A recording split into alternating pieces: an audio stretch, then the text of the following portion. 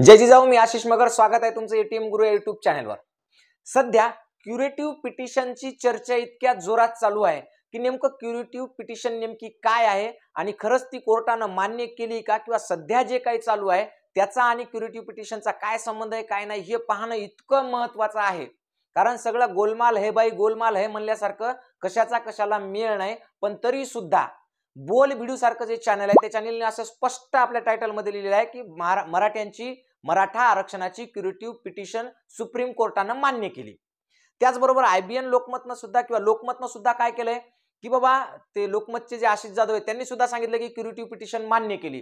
त्यानंतर आणखी स्वतः उपमुख्यमंत्री देवेंद्र फडणवीस यांनी असं आवाहन केलंय की क्युरेटिव्ह पिटिशनच्या वर सुनावणी म्हणजे 24 जानेवारीला आहे आणि तोपर्यंत मराठा समाजानं वाट पाहावं, तोपर्यंत कोणत्याही प्रकारचं आंदोलन करू नये.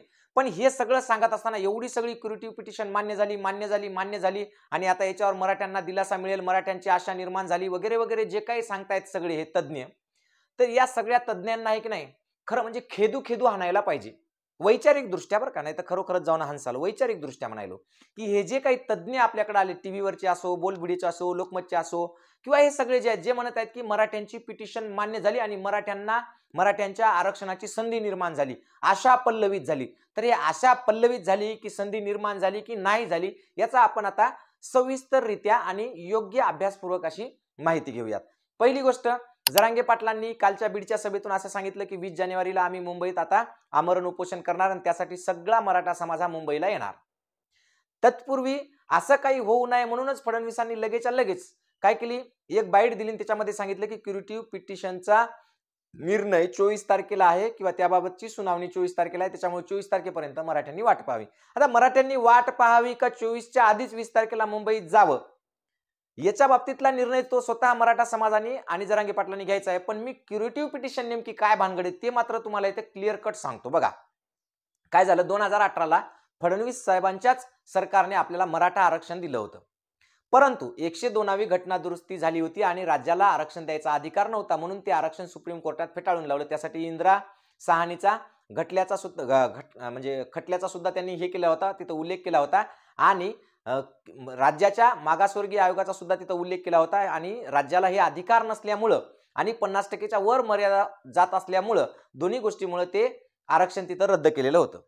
आता रद्द केलेलं आरक्षण असताना किंवा एखादी केस सुप्रीम कोर्टात असताना तिच्यावरचा निर्णय लागलेला असताना तो निर्णय फिरवण्यासाठी दोन प्रकारची पिटिशन करता येत असते. एक असते रिपिटिशन, म्हणजे संपूर्ण प्रकरण नव्यानं कोर्टात मांडणं, त्याला म्हणतो आपण रिपिटिशन.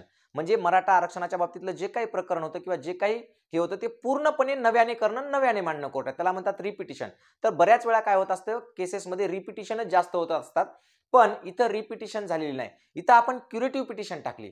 क्युरेटिव्ह पिटिशनचा अर्थ काय आहे की जे काही सुनावणी झालेली आहे यावर आणि जो काही निर्णय दिलेला आहे तो तशाला तसाच, फक्त त्याच प्रकरणावर नव्यानं सुनावणी व्हावी. म्हणजे शासनाकडून असं सांगण्यात आलं की काही मुद्दे आम्ही ज्या पद्धतीने सांगितले ते तुमच्या लक्षात आले नाही किंवा ज्या पद्धतीने आम्हाला मांडायचे होते ते मांडता आले नाही किंवा काही गोष्टींचा चुकीचा अर्थ घेण्यात आला.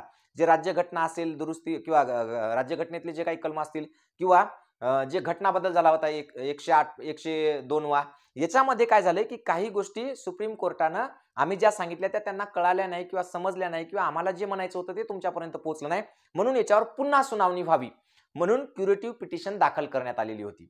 आता क्युरेटिव्ह पिटिशन जी असते ती आतापर्यंत जर भारताचा इतिहास पाहिला तर 99.99% क्युरेटिव्ह पिटिशन्स फेटाळलेले आहेत. ज्या स्वीकारल्या त्याच्यातही 99.99% निर्णय जुने जशाला तसे राहिलेले आहेत, म्हणजे निर्णय बदललेले नाहीत. पण आता मूळ मुद्दा असा आहे की हे जे मीडियामध्ये चालू आहे की मराठ्यांची क्युरेटिव्ह पिटिशन कोर्टानं स्वीकारली, कोर्टानं मान्य केली, मराठ्यांच्या आरक्षणाची आशा पल्लवित झाली किंवा मराठ्यांना आरक्षण मिळू शकते, हे जे सगळं चालू आहे ते निव्वळ आणि निव्वळ थोतांड आहे. त्याच्यामध्ये कवडीचीही सत्यता नाही. असं का म्हणतोय मी, साधं उदाहरण सांगतो तुम्हाला. बघा काय झालं होतं की क्युरेटिव्ह पिटिशनवर, म्हणजे ही क्युरेटिव्ह पिटिशन म्हणजे स्वीकारायची का नाही, त्याच्यावर सुनावणी करायची का नाही आणि त्या सुनावणीमध्ये असलेले म्हणजे जे बाजून आहेत किंवा विरोधात आहेत त्यांना नोटीस द्यायच्या की नाही या बाबतीतला निर्णय होणार होता कोर्टामध्ये. पण तो झाला नाही. म्हणजे काय झालं की ते जे बेंच होतं मराठा आरक्षणाच्या बाबतीतलं त्यातले एक जज बहुधा रिटायर झालेले आहेत आणि रिटायर झालेले असल्यामुळं त्यांच्या जागेवर नवीन जजची आणखी नियुक्ती झाली नाही आणि म्हणून कदाचित काय असेल की सुप्रीम कोर्टानं असं सांगितलंय की बाबा याच्यावर आताच आम्ही निर्णय घेणार नाहीत, आम्ही हा निर्णय 24 तारखेला घेऊ. म्हणजे कळालं का की क्युरेटिव्ह पिटिशन स्वीकारायची का नाही स्वीकारायची हे ठरवण्याची जी तारीख होती 6 तारीख, त्या तारखेला ते ठरलं नाही, त्या पद्धतीने ते झालं नाही. म्हणजे स्वीकारणार का नाही हे कोर्टाला सांगता आलं नाही, कारण त्याच्यावर चर्चा झाली नाही. म्हणून फक्त क्युरेटिव्ह पिटिशन आम्ही स्वीकारणार की नाही हे सांगण्यासाठी 24 तारीख दिलेली आहे. म्हणजेच क्युरेटिव्ह पिटिशन आम्ही मान्य केली असं कोर्टानं म्हणलेलं नाही. त्यानुसार क्युरेटिव्ह पिटिशनवर किंवा म्हणजेच त्या मराठा आरक्षणाच्यावर पुन्हा नव्यानं सुनावणी होईल का? होणार नाही, कारण त्यात स्पष्ट तसं सांगितलेलं आहे. त्याचबरोबर सुनावणी झाल्यानंतर परत पुन्हा प्रतिवादी आणि वादी म्हणजे जे कोणी असतील तर त्या सरकारला किंवा विरोधात जे आहेत, जसं जयश्री पाटील या केसमध्ये मुख्य विरोधक जयश्री पाटील आहे, जयश्री पाटीलनी या आपल्या मराठा आरक्षणाला चॅलेंज केलं होतं, तर त्यांना आणि सरकारला आणि त्याचबरोबर मराठ्यांच्या बाजूने विनोद पाटील लढत होते, तर विनोद पाटलांना नोटीस द्यायची का, त्यांना बोलून घ्यायचं का, अशा कोणत्याही प्रकारचं काहीही ठरलेलं नाही.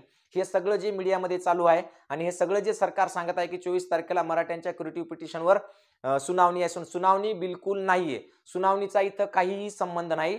फक्त क्युरेटिव्ह पिटिशन स्वीकारणार की नाही हे 24 जानेवारीच्या तारखेत कोर्ट सांगणार आहे. म्हणून हे जे काही चालू होतं भाकड कथा, जे काही सांगितलं किंवा बोल व्हिडिओ असेल किंवा लोकमतनं असेल किंवा हे जे काही न्यूज चॅनल सगळे सांगत आहेत किंवा जे काही सरकार म्हणत आहे की पिटिशन स्वीकारली आणि आता मराठ्यांच्या आरक्षणाच्या आशा पल्लवित झाल्या, असं काहीही घडलेलं नाही. त्याच्यामुळे धोक्यात राहू नका, भ्रमात राहू नका, आपल्या डोक्यातला गैरसमज बिलकुल बाजूला काढून टाका.